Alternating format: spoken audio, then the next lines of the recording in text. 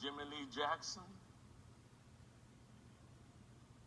We know a state trooper, acting under the orders of George Wallace, pointed the gun and pulled the trigger. But how many other fingers were on that trigger? Who murdered Jimmy Lee Jackson? Every white lawman who abuses the law to terrorize. Every white politician who feeds on prejudice and hatred.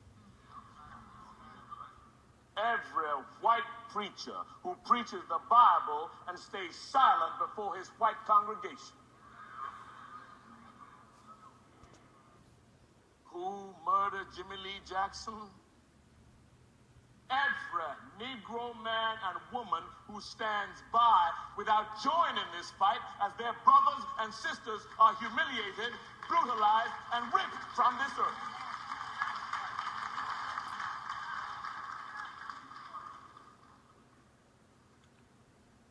When I heard President Kennedy had been shot and killed, and when I heard just yesterday that Malcolm X, who stood in this very church just 3 weeks ago, had been shot and killed, I turned to my wife, Coretta, and said the same thing I often say when one of our leaders is struck down. Our lives are not fully lived if we're not willing to die for those we love and for what we believe.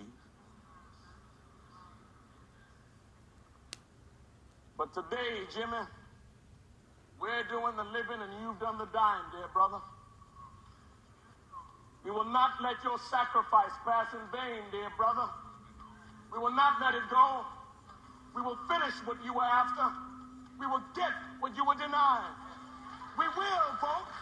We will put these men out of office. We will take their power. We will win what you were slaughtered for. We're going back to Washington.